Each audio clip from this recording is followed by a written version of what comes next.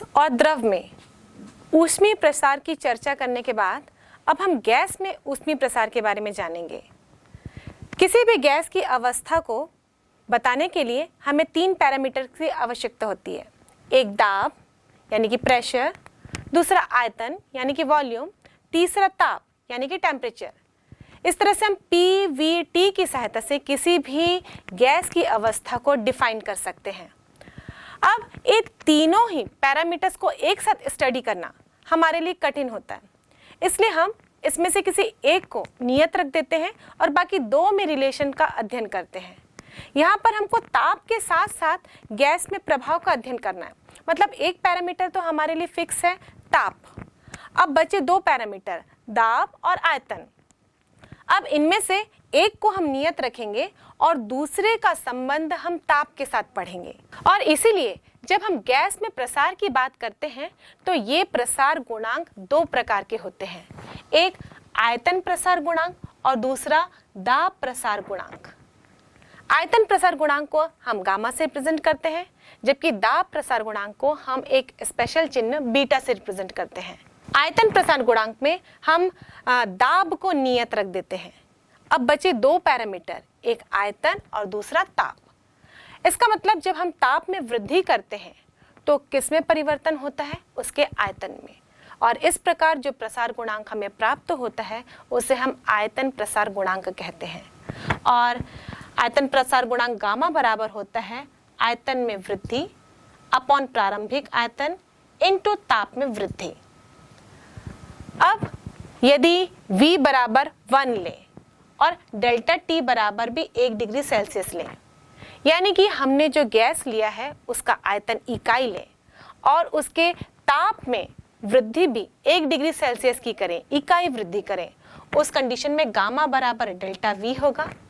और इस प्रकार से हम आयतन प्रसार गुणांक को परिभाषित कर सकते हैं। जब किसी भी गैस के लिए दाब नियत हो तो उसके इकाई आयतन में यदि इकाई ताप में वृद्धि की जाए तो उसके आयतन में जो वृद्धि होती है वो आयतन प्रसार गुणांक के मान के बराबर होता है। तो इस प्रकार बच्चों हम आयतन प्रसार गुणांक की परिभाषा भी दे सकते हैं। अब इस आयतन प्रसार गुणांक का ताप के साथ क्या संबंध है, मतलब ताप को यदि हम इंक्रीज करते हैं या डिक्रीज करते हैं तो आयतन प्रसार गुणांक किस प्रकार बिहेव करता है। चलिए इसे हम एक डेरिवेशन के जरिए समझने की कोशिश करते हैं। बच्चों, हम आदर्श गैस समीकरण के बारे में जानते हैं।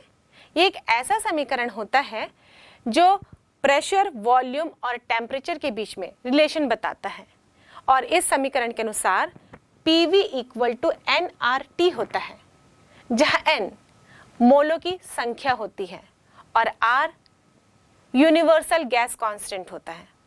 और इस समीकरण को हम समीकरण 1 दे देते हैं। अब मान लीजिए हम ताप में वृद्धि कर रहे हैं, दाब नियत है, तो किस में चेंज आएगा, उसके आयतन में। तो इस समीकरण को हम इस प्रकार लिख सकते हैं P delta V equal to nR delta T, यानी कि हमने डेल्टा T वृद्धि की ताप में तो उसके आयतन में डेल्टा V की वृद्धि हो रही है, परिवर्तन हो रहा है। इसे हम समीकरण 2 दे देते हैं। अब समीकरण 2 को समीकरण 1 से भाग देते हैं। भाग देने पर कुछ ऐसा समीकरण हमको प्राप्त होगा। हम सिर्फ मैथमेटिकल कैलकुलेशन कर रहे हैं बच्चों, ताकि हम एक कंक्लूजन तक पहुंच सकें और हम आयतन प्रसार गुणांक और ताप के बीच में संबंध ज्ञात कर सकें। अब यहाँ से बचेगा delta V upon V equal to delta T upon T। अब यहाँ से डेल्टा T को हम लेफ्ट हैंड साइड ले आते हैं तो ये हो जाएगा delta V upon V delta T equal to 1 upon T, और delta V upon V delta T ये तो आयतन प्रसार गुणांक है, इसे हम गामा से प्रेजेंट कर देते हैं। तो गामा इक्वल टू होगा 1 अपॉन T, यानी कि जो आयतन प्रसार गुणांक होता है वो परम ताप का व्युत्क्रम होता है। यानी हम किसी भी गैस के यदि परम ताप को ज्ञात कर लेते हैं तो हम उसके आयतन प्रसार गुणांक की गणना कर सकते हैं। अब हम अगले प्रकार के प्रसार गुणांक की बात करेंगे, यह है दाब प्रसार गुणांक। यहाँ पर गैस के आयतन को फिक्स कर दिया जाता है। अब बचे क्या, दाब और ताप। अध्ययन तो हमको ताप के साथ ही दूसरे पैरामीटर का करना है, तो यहाँ पे दाब का संबंध ताप के साथ कैसा होगा हम ये ज्ञात करेंगे। दाब प्रसार गुणांक को हम बीटा से रिप्रेजेंट करते हैं और ये भी स्पष्ट है कि अब हम ताप में वृद्धि करेंगे तो आयतन फिक्स्ड है, यदि तो किस में परिवर्तन होगा, उसके दाब में। तो दाब प्रसार गुणांक को हम इस प्रकार लिख सकते हैं, बीटा बराबर delta P upon P delta T, जहां डेल्टा पी दाब में वृद्धि को बता रहा है और डेल्टा टी ताप में वृद्धि को बता रहा है। यहाँ भी आगे हम दाब प्रसार गुणांक और ताप में संबंध ज्ञात करेंगे और इसे ज्ञात करने के लिए हम वही आदर्श समीकरण को यूज करेंगे। आदर्श समीकरण के अनुसार PV इक्वल टू nRT होता है, पर यहाँ पर अब हम ताप में वृद्धि कर रहे हैं, परिवर्तन कर रहे हैं, तो अब परिवर्तन यहाँ दाब में होगा, ना कि आयतन में, क्योंकि आयतन यहाँ पर नियत रखा गया। तो इस समीकरण को कुछ इस प्रकार लिखेंगे हम, delta P into V equal to NR delta T, जहाँ डेल्टा टी ताप में परिवर्तन है और डेल्टा पी दाब में परिवर्तन को बताता है। बच्चों एक्चुअली हम यहाँ प्रसार की बात कर रहे हैं, इसलिए हम ताप में वृद्धि की चर्चा कर रहे हैं, पर डेल्टा का मतलब होता है परिवर्तन, और ये जो समीकरण हमने लिखा है वो परिवर्तन के लिए लिखा है। अगर ताप बढ़ाएंगे तो दाब भी बढ़ेगा, लेकिन यदि ताप को हम घटाएंगे तो यहाँ दाब भी घटेगा। तो यहाँ परिवर्तन शब्द एग्जैक्ट शब्द है, पर जब हम प्रसार की बात करें तो नेचुरल रूप से वहां वृद्धि हो रही होगी, इसलिए मैं यहाँ पर वृद्धि शब्द का इस्तेमाल कर रही हूँ। पर ये आप ध्यान रखिएगा कि डेल्टा टी या डेल्टा पी लिखते हैं तो वो परिवर्तन को रिप्रेजेंट करता है। और यहाँ से हम समीकरण 2 से समीकरण 1 को भाग देते हैं, तो इस प्रकार का समीकरण हमको देखने को मिलेगा और यहाँ से हमें मिलेगा delta P upon P equal to delta T upon T, और डेल्टा टी को हम लेफ्ट हैंड साइड ले आते हैं तो delta P upon P delta T equal to 1 upon T होगा, और यहाँ से बीटा बराबर हो जाएगा 1 अपॉन टी। तो ये इस समीकरण से भी हम देखें तो दाब प्रसार गुणांक भी परम ताप के व्युत्क्रम के रेसिप्रोकल के बराबर होता है, और आयतन प्रसार गुणांक भी परम ताप के रेसिप्रोकल के बराबर था। इसका मतलब इन दोनों समीकरण को कंपेयर करें तो गामा बराबर बीटा होगा, यानी कि आयतन प्रसार गुणांक दाब प्रसार गुणांक के बराबर ही होता है। एक्चुअली बच्चों गैस की अवस्था तो वही है, ये 3 पैरामीटर्स हैं और तीनों को एक साथ लेकर स्टडी करना थोड़ा सा कॉम्प्लिकेटेड होता है, इसलिए हम एक एक करके फिक्स करते जाते हैं और बाकी 2 पैरामीटर्स के बीच में हम अध्ययन करते हैं। तो यहाँ तो ताप को करना ही था और दाब और आयतन को हम अलग अलग से फिक्स करके ताप के साथ संबंध देख रहे थे, लेकिन लास्ट में हमको क्या प्राप्त हुआ कि जो आयतन प्रसार गुणांक है वो दाब प्रसार गुणांक के बराबर ही होता है। इसी आधार पर चलिए ये बताइए कि अगर कोई आदर्श गैस परम ताप में है तो उसका आयतन प्रसार गुणांक कितना होगा या दाब प्रसार गुणांक कितना होगा। ये दोनों का मान तो एक ही होगा, क्योंकि ये तो क्लियर है बीटा बराबर गामा है। तो चलिए इसको निकालते हैं, या हम दाब प्रसार गुणांक निकालें या आयतन प्रसार गुणांक करें। ये परम ताप का व्युत्क्रम होगा, यानी कि 1/273 लिखेंगे। इसे सॉल्व करेंगे तो ये 3.7 इंटू 10⁻³ प्रति केल्विन होगा। तो इस प्रकार हम किसी भी आदर्श गैस के आयतन प्रसार गुणांक या दाब प्रसार गुणांक की गणना कर सकते हैं। बच्चों अब तक हम ये पढ़ते आए हैं कि जब किसी वस्तु को ऊष्मा दी जाती है तो उसके ताप में वृद्धि होती है, जब उससे ऊष्मा ली जाती है तो उसके ताप में कमी आती है। पर यह ताप में वृद्धि कितनी होगी, यदि ऊष्मा दे रहे हैं तो उसके ताप में वृद्धि कितनी होगी, या ले रहे हैं तो उसके ताप में जो कमी आ रही है वो कितनी होगी, ये डिपेंड करता है उस वस्तु का द्रव्यमान कितना है। जैसे आप देखेंगे बच्चों कि आपको यदि 1 कप पानी गर्म करना हो तो वो जल्दी गर्म हो जाता है, मतलब उसके ताप में वृद्धि जल्दी हो जाती है। लेकिन आपको 1 गंज भर के पानी गर्म करना हो, आप उतनी ही ऊष्मा दे रहे हैं तो उसके ताप में वृद्धि होने में समय लगता है, या यूं कहें कि उसके ताप में वृद्धि देर से होती है। ऐसा क्यों होता है? क्योंकि 1 कप पानी उसका द्रव्यमान कम है, और अगर बहुत 1 गंज भर पानी ले रहे हैं तो उसका द्रव्यमान अधिक है।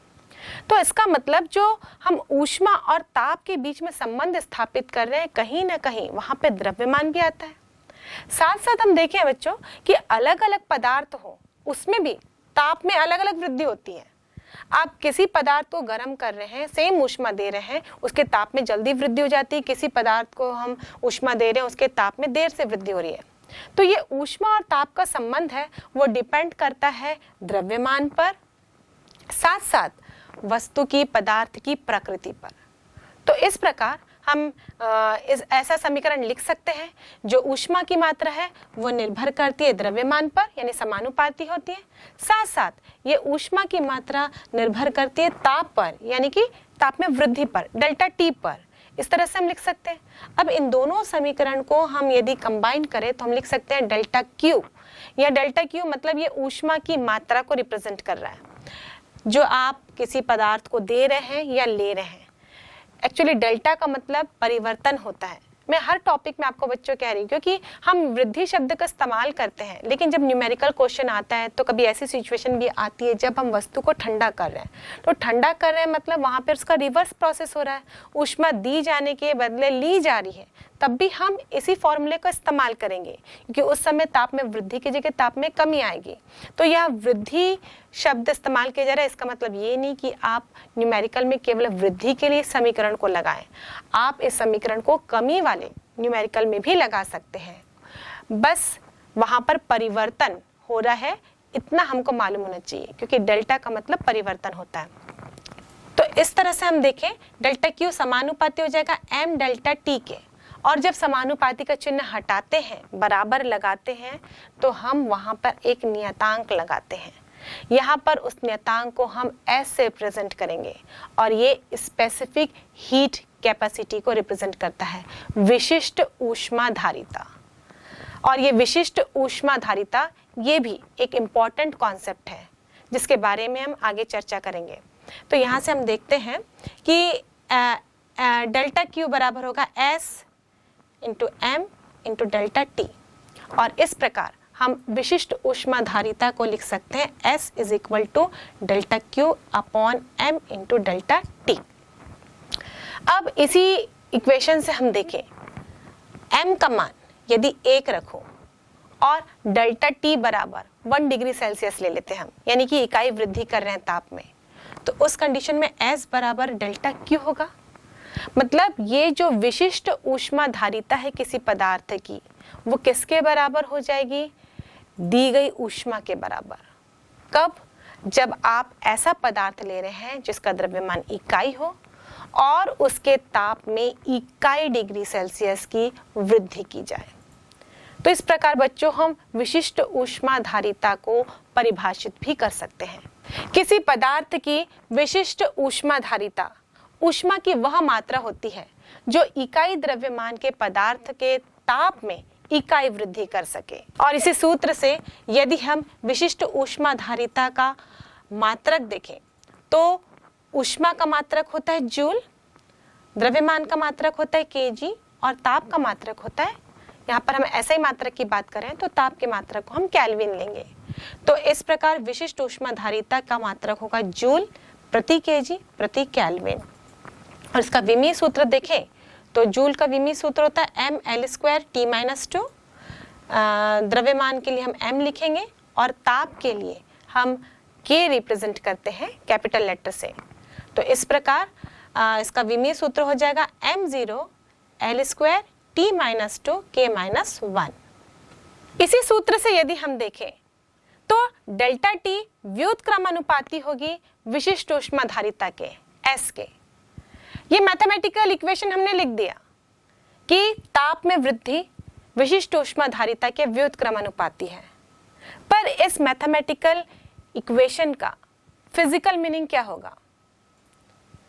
यदि हम दो अलग अलग पदार्थ की वस्तुएं लें, दोनों का द्रव्यमान समान है, एक की विशिष्ट ऊष्माधारिता कम है और एक की विशिष्ट ऊष्माधारिता अधिक है। अब जब इन दोनों को समान ऊष्मा दी जाएगी, उस समय जिसकी विशिष्ट ऊष्माधारिता अधिक है उसके ताप में वृद्धि कम होगी और जिसकी विशिष्ट ऊष्माधारिता कम है उसके ताप में वृद्धि अधिक होगी। मतलब उसके ताप में तेजी से परिवर्तन होगा। दूसरे शब्दों में हम यूं कह सकते हैं, यदि हमने दो पदार्थ लिए हैं, दोनों के द्रव्यमान समान है, तो जिसकी विशिष्ट ऊष्माधारिता अधिक है उसे एक निश्चित ताप तक गर्म करने के लिए अधिक ऊष्मा देनी होगी और जिसकी विशिष्ट ऊष्माधारिता कम है उसे उसी ताप तक गर्म करने के लिए कम ऊष्मा की आवश्यकता होगी। अधिक ऊष्मा की आवश्यकता हो रही है मतलब उसे गर्म होने में टाइम लगेगा, मतलब देर लगेगी, और कम ऊष्मा की जरूरत पड़ रही है, मतलब वो बहुत जल्दी गर्म हो जाएगा। तो इस प्रकार हम यूं भी कह सकते हैं कि जिसकी विशिष्ट ऊष्माधारिता अधिक होती है वो देर से गर्म होता है, और जिसकी विशिष्ट ऊष्माधारिता कम होती है वो जल्दी गर्म हो जाता है। जैसे मैंने आपको उदाहरण दिया था कि हम दो अलग अलग वस्तुओं को गर्म कर रहे हैं, एक देर से गर्म हो रहा है, एक जल्दी गर्म हो रहा है, तो कारण यही है, उसकी विशिष्ट ऊष्माधारिता। द्रव्यमान भी कारण हो सकता है, लेकिन यहाँ फिलहाल हमने क्या कहा कि दोनों ही पदार्थ के द्रव्यमान समान हो। तो जब द्रव्यमान समान हो तो उसका सीधा कनेक्शन उसकी विशिष्ट ऊष्माधारिता पर ही होता है, और इसलिए हम कहते हैं कि जिसकी विशिष्ट ऊष्माधारिता अधिक है वो देर से गर्म होगा, और जो देर से गर्म होगा वो देर से ठंडा भी होगा। वैसे ही जिसकी विशिष्ट ऊष्माधारिता कम है वो कम ऊष्मा देने से गर्म हो जाएगा, यानी कि वो जल्दी गर्म होगा और जल्दी ठंडा भी हो जाएगा। अब आप सोच रहे होंगे जो देर से गर्म होगा वो देर से ठंडा क्यों होगा? क्योंकि बच्चों, ली गई ऊष्मा और दी गई ऊष्मा वो मान तो समान ही होगी। जितनी ऊष्मा देने से उसके ताप में वृद्धि हुई है, उसके ताप में उतनी कमी लाने के लिए उतनी ही ऊष्मा उसमें से लेनी होगी, और इसीलिए ही जो देर से गर्म होता है वो देर से ठंडा भी होता है।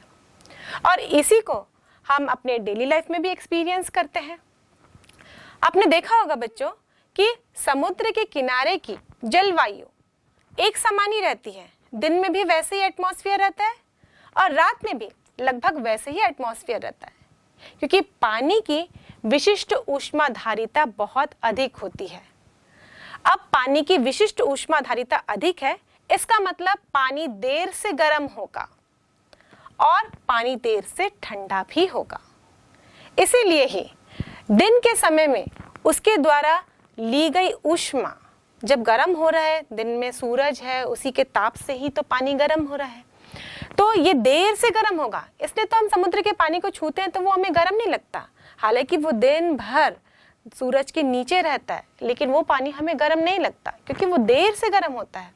इसलिए जो उसके ऊपर की हवाएं हैं उस पर ज्यादा परिवर्तन नहीं होता। और रात के समय में भी जब वो ठंडा होने का प्रयास करेगा तो ऊष्मा को लिबरेट करेगा, उत्सर्जित करेगा। उस कंडीशन में वो देर से करेगा, मतलब धीरे धीरे, ये प्रोसेस स्लो प्रोसेस होती है, और इसलिए वातावरण में फर्क पता नहीं चलता। जो अंतर आता है वो हमको लगभग नगण्य नहीं लगता है। जबकि वहीं हम मैदानी एरिया की बात करें तो मिट्टी की विशिष्ट ऊष्माधारिता का मान कम होता है, इसलिए ये जल्दी से गर्म भी हो जाता है और जल्दी से ठंडा भी हो जाता है। और इसीलिए जब ये गर्म होता है तो ये ऊष्मा को अवशोषित करता है, इसके ताप में जल्दी जल्दी वृद्धि हो जाती है, तो दिन के समय वातावरण गर्म हो जाता है और रात के समय ये उतनी ही तेजी से ठंडा भी हो जाता है, और इसीलिए ऊष्मा इसमें से लिबरेट हो जाती है और इसीलिए इसके वातावरण में भी परिवर्तन हो जाता है। ऐसे ही विशिष्ट ऊष्माधारिता के और भी डेली लाइफ एप्लीकेशंस हैं। बच्चों, मैंने आपको बताया कि जल की विशिष्ट ऊष्मा का मान बहुत अधिक होता है, और इसी का उपयोग हम सिकाई करने के लिए भी करते हैं।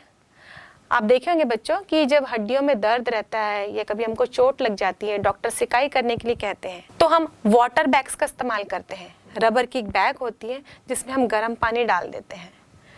जब हम पानी को गर्म करते हैं तो इसकी विशिष्ट ऊष्माधारिता अधिक होने के कारण ये धीरे से गर्म होता है, और जब धीरे से गर्म होगा तो जब इसमें से ऊष्मा बाहर निकलेगी तो ये धीरे से ठंडा भी होगा। और इसीलिए जब हम इस वाटर बैग में या फिर कभी कभी हम बॉटल का भी इस्तेमाल करते हैं, इसमें गर्म पानी रखकर जब अपने शरीर के ऊपर रखते हैं हम, तो उसमें से धीरे धीरे ऊष्मा बाहर की ओर निकलती है, मतलब धीरे धीरे पानी ठंडा होता है और काफ़ी देर तक हम सिकाई कर सकते हैं। ऐसे ही बच्चों, आपने व्हीकल में रेडिएटर सुना होगा। रेडिएटर हीट को उत्सर्जित करता है। अब इसे ठंडा रखा जाना है तो इसके चारों तरफ हम पानी रख देते हैं, मतलब इसे पानी डालते हैं हम। पानी की विशिष्ट ऊष्माधारिता अधिक होती है, इसलिए ये ऊष्मा मिलने पर भी इतने आसानी से गर्म नहीं होता, इसे गर्म होने में समय लगता है। और यूँ कह सकते हैं कि पानी इस रेडिएटर के ताप को कम ही बनाकर रखता है। इसलिए रेडिएटर में कूलेंट के रूप में हम पानी का इस्तेमाल करते हैं क्योंकि इसकी विशिष्ट ऊष्माधारिता का मान अधिक होता है। तो बच्चों, ऐसे ही अपने डेली लाइफ में और ढेर सारे एग्जाम्पल हैं जो कि विशिष्ट ऊष्माधारिता से जुड़े हुए हैं। चलिए विशिष्ट ऊष्माधारिता पर आधारित हम एक न्यूमेरिकल क्वेश्चन बनाते हैं। 100 ग्राम पानी को 30 डिग्री सेल्सियस से 80 डिग्री सेल्सियस तक गर्म करने के लिए कितनी ऊष्मा की आवश्यकता होगी? दिया गया है m बराबर 100 ग्राम, डेल्टा t बराबर 80 - 30 equal to 50 degree Celsius, s बराबर 1 कैलोरी प्रति ग्राम प्रति डिग्री सेल्सियस। सूत्र अनुसार Q बराबर होता है m into S delta T, और यहाँ पे सारे मान हम इस इक्वेशन में पुट अप करेंगे, मिलेगा 100 into 1 into 50 equal to 500 calorie. अब हम अगले कॉन्सेप्ट के बारे में चर्चा करते हैं जिसे हम हीट कैपेसिटी या ऊष्माधारिता के नाम से जानते हैं। बच्चों, विशिष्ट ऊष्माधारिता और ऊष्माधारिता ये दोनों अलग अलग कॉन्सेप्ट हैं। हालांकि दोनों का संबंध दी गई ऊष्मा से ही है। हमने विशिष्ट ऊष्माधारिता के बारे में जब चर्चा की थी तब ये कहा था कि ये किसी भी इकाई द्रव्यमान के ताप में इकाई वृद्धि करने के लिए जो ऊष्मा दी जाती है उसे हम उस पदार्थ की विशिष्ट ऊष्मा कहते हैं, विशिष्ट ऊष्माधारिता कहते हैं। यहाँ पर भी ये दी गई ऊष्मा है, लेकिन यहाँ पर पदार्थ का द्रव्यमान निश्चित नहीं रहता। आप किसी भी द्रव्यमान के पदार्थ को यदि ऊष्मा देकर उसके ताप में इकाई वृद्धि करते हैं तो यह दी गई ऊष्मा ही उस पदार्थ की ऊष्माधारिता कहलाती है, हीट कैपेसिटी कहलाती है। और हमने विशिष्ट ऊष्माधारिता के अनुसार ये सूत्र देखा था, डेल्टा क्यू बराबर एम एस डेल्टा टी। यदि यहाँ पर मैं डेल्टा टी बराबर 1 लिखूं, यहाँ पर द्रव्यमान को 1 नहीं लिखेंगे। द्रव्यमान 1 हम कब लिखते हैं? जब हम विशिष्ट ऊष्माधारिता की बात करते हैं। जब हम केवल ऊष्माधारिता की बात करते हैं तो कोई भी द्रव्यमान का पदार्थ हम ले सकते हैं, बस उसके ताप में वृद्धि इकाई होनी चाहिए। तो डेल्टा टी बराबर 1 लेती हूँ तो उस केस में डेल्टा क्यू बराबर m इंटू एस होता है, और यह ऊष्मा की मात्रा ही ऊष्माधारिता कहलाती है। और यहाँ से हम देखें तो ये m इंटू एस है। ये डेल्टा क्यू एक्चुअली क्या, ये ऊष्मा की मात्रा है। और हमने क्या कहा कि वह ऊष्मा की मात्रा जो किसी भी पदार्थ में उसके ताप में इकाई वृद्धि कर सके। इसका मतलब जो डेल्टा क्यू हम यहाँ पे दर्शा रहे हैं यही ऊष्माधारिता है, और इस ऊष्माधारिता को हम कैपिटल लेटर S से दर्शाते हैं। तो ये S बराबर हो जाएगा m into S, small letter s विशिष्ट ऊष्माधारिता, कैपिटल लेटर S ऊष्माधारिता। और इस प्रकार हम ऊष्माधारिता को एक नए रूप में भी परिभाषित कर सकते हैं। किसी भी पदार्थ की ऊष्माधारिता उसके द्रव्यमान और विशिष्ट ऊष्माधारिता के गुणनफल के बराबर होती है। हम यहाँ से एक और सूत्र भी देख सकते हैं। अगर एम एस को एक साइड लिखूं तो ये हो जाएगा delta Q upon delta T, और m इंटू एस क्या है, ये ऊष्माधारिता है। तो s बराबर होगा delta Q upon delta T. तो इस प्रकार इस सूत्र से हम देखें किसी भी पदार्थ की ऊष्माधारिता उस पदार्थ को दी गई ऊष्मा और उसके ताप में वृद्धि के अनुपात के बराबर होती है। तो इस प्रकार हम हीट कैपेसिटी को अलग अलग रूप में परिभाषित कर सकते हैं। कॉन्सेप्ट यही है कि किसी भी पदार्थ के ताप में यदि इकाई वृद्धि की जाए तो उसे दी गई ऊष्मा ऊष्माधारिता के बराबर होती है। अब इसका मात्रक देखेंगे। Delta Q upon delta T हमने लिखा, यानी कि ऊष्मा अपॉन ताप लिखेंगे तो जूल अपॉन केल्विन, इसका ऐसा ही मात्रक है। या फिर हम कहते हैं कि उसके ताप में इकाई डिग्री सेल्सियस की वृद्धि की जा रही है, इसलिए हम ऐसा ही मात्रक में ही जूल प्रति डिग्री सेल्सियस भी लिखते हैं। और यदि सीजीएस पद्धति में देखें तो ऊष्मा का मात्रक होता है कैलोरी, इसलिए हम लिखते हैं कैलोरी प्रति डिग्री सेल्सियस। अब इसका विमीय सूत्र देखेंगे। ऊष्मा के लिए विमीय सूत्र होगा m L² T - 2, और ताप के लिए होगा केल्विन। तो इस प्रकार हम लिख सकते हैं mL²T-2 K-1। ऊष्मा और ताप से जुड़े हुए अब हम एक और कॉन्सेप्ट को समझने का प्रयास करेंगे जिसे हम मोलर स्पेसिफिक हीट कैपेसिटी के नाम से जानते हैं। हिंदी में इसे हम मोलर विशिष्ट ऊष्माधारिता कहते हैं। बच्चों, नाम से हमें समझ में आ रहा है यहाँ पर पदार्थ को हम मोल में कैलकुलेट कर रहे हैं। मोल क्या होता है?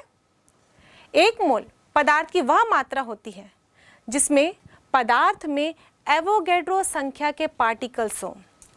वैज्ञानिक एवोगैड्रो ने एक संख्या बताई। उनके अनुसार एवोगैड्रो संख्या है 6.023 × 10⁻23। यदि किसी भी पदार्थ में इतने पार्टिकल्स होते हैं तो वह पदार्थ की मात्रा एक मोल कहलाती है। तो यहाँ पर जो हम ऊष्मा की मात्रा कैलकुलेट कर रहे हैं वो ऐसे पदार्थ के लिए कर रहे हैं जिसकी कैलकुलेशन आप मोल में कर रहे होंगे। और मोलर स्पेसिफिक हीट कैपेसिटी को हम C से दर्शाते हैं और इसका सूत्र होता है ΔQ/N ΔT, जहाँ N मोलों की संख्या होती है, ΔT ताप में वृद्धि और ΔQ दी गई ऊष्मा की मात्रा। अब इसी सूत्र से हम देखें, यदि N = 1 लो, यानी नंबर ऑफ मोल्स, मोलों की संख्या हम 1 ले रहे हैं, ΔT यानी कि ताप में वृद्धि वो भी हम इकाई ले रहे हैं, उस कंडीशन में C बराबर हो जाएगा ΔQ। यानी ये जो मोलर स्पेसिफिक हीट कैपेसिटी है वो ऊष्मा की मात्रा के बराबर ही होगा। इसके अनुसार मोलर स्पेसिफिक हीट कैपेसिटी ऊष्मा की वह मात्रा है जो एक मोल के पदार्थ के ताप में इकाई वृद्धि कर सके। और इस सूत्र से हम इसका मात्रक देखें तो ऊष्मा को तो हम जूल में ही नापते हैं, N मतलब ये मोलों की संख्या, मोल में लिखेंगे, और ΔT प्रति डिग्री सेल्सियस। तो इस प्रकार इसका SI मात्रक होता है जूल प्रति मोल प्रति डिग्री सेल्सियस। और इस तरह से बच्चों हमने ऊष्मा और ताप से जुड़े हुए 3 कॉन्सेप्ट लगातार पढ़े और ये तीनों में थोड़ा थोड़ा ही डिफरेंस है। एक विशिष्ट ऊष्माधारिता, एक ऊष्माधारिता और एक मोलर विशिष्ट ऊष्माधारिता। हालांकि इन तीनों टर्म्स की हमने परिभाषा भी बताई, इसका सूत्र भी देखा, इसका मात्रक भी देखा, पर फिर भी कभी हम इन तीनों में कंफ्यूज भी हो जाते हैं।